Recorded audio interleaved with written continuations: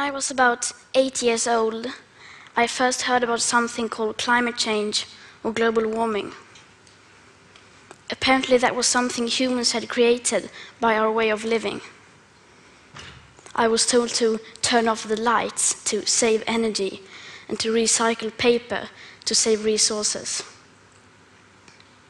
I remember thinking that it was very strange that humans, who are an animal species among others, could be capable of changing the Earth's climate.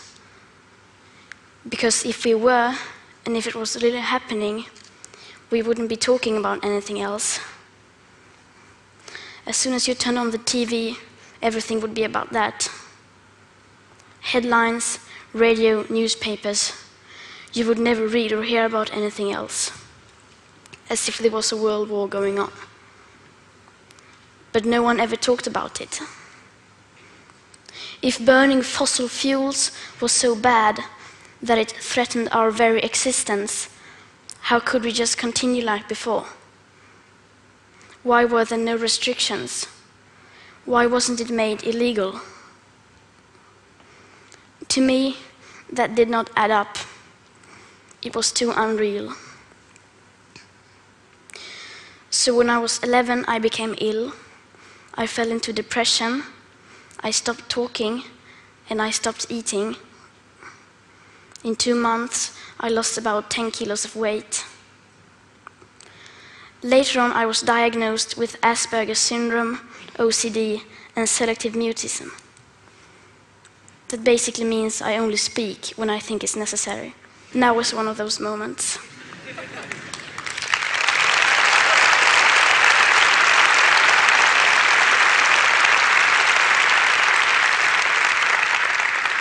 For those of us who are on the spectrum, almost everything is black or white. We aren't very good at lying, and we usually don't enjoy participating in the social game that the rest of you seem so fond of. I think in many ways that we autistic are the normal ones, and the rest of the people are pretty strange. Especially when it comes to the sustainability crisis, where everyone keeps saying that climate change is an existential threat and the most important issue of all, and yet they just carry on like before. I don't understand that, because if the emissions have to stop, then we must stop the emissions. To me, that is black or white. There are no gray areas when it comes to survival. Either we go on as a civilization or we don't. We have to change. Rich countries like Sweden need to start reducing emissions by at least 15% every year. And that is so that we can stay below a 2-degree warming target.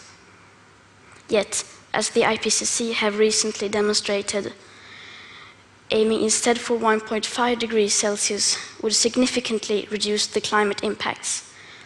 But we can only imagine what that means for reducing emissions. You would think the media and every one of our leaders would be talking about nothing else, but they never even mention it. Nor does anyone ever mention the greenhouse gases already locked in the system, nor that air pollution is hiding a warming, so that when we stop burning fossil fuels, we already have an extra level of warming, perhaps as high as 0.5 to 1.1 degrees Celsius. Furthermore, does hardly anyone speak about the fact that we are in the midst of the 6th mass extinction, with up to 200 species going extinct every single day. That the extinction rate is today between 1,000 and 10,000 times higher than what is seen as normal. Nor does hardly anyone ever speak about the aspect of equity or climate justice, clearly stated everywhere in the Paris Agreement, which is absolutely necessary to make it work on a global scale. That means that rich countries need to get down to 0 emissions within 6 to 12 years, with today's emission speed. And that is so that people in poorer countries can have a chance to heighten their standard of living by building some of the infrastructure that we have already built, such as roads, schools, hospitals, clean drinking water, electricity, and so on. Because how can we expect countries like India or Nigeria to care about the climate crisis if we, who already have everything, don't care even a second about it or our actual commitments to the Paris Agreement?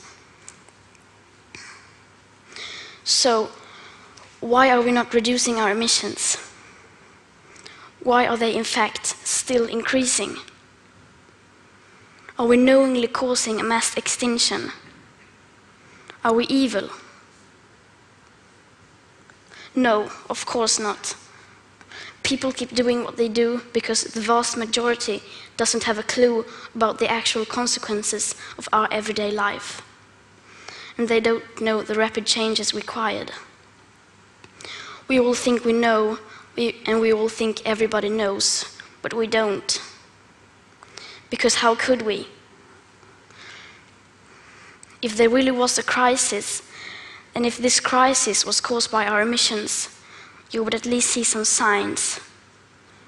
Not just flooded cities, tens of thousands of dead people, and whole nations leveled to piles of torn down buildings. You would see some restrictions. But no. And no one talks about it.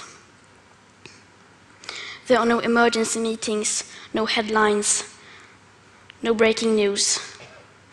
No one is acting as if we were in a crisis.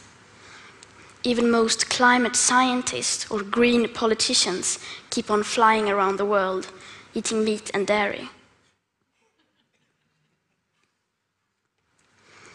If I live to be 100, I will be alive in the year 2103.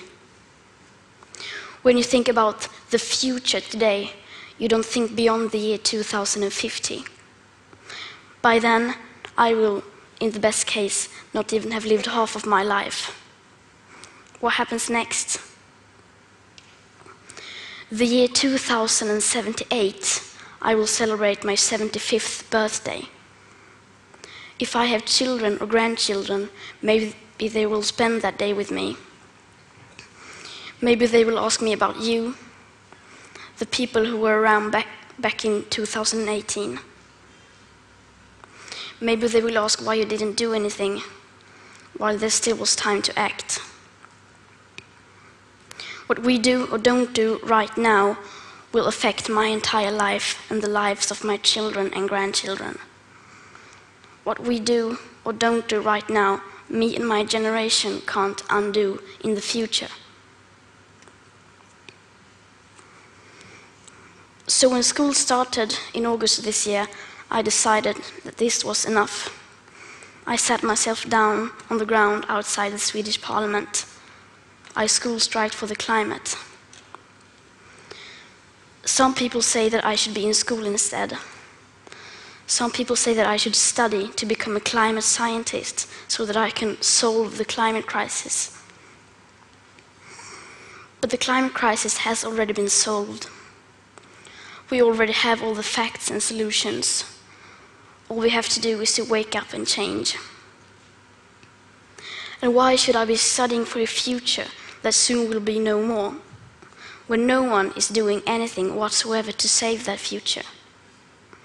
And what is the point of learning facts within the school system, when the most important facts given by the finest science of that same school system clearly means nothing to our politicians and our society?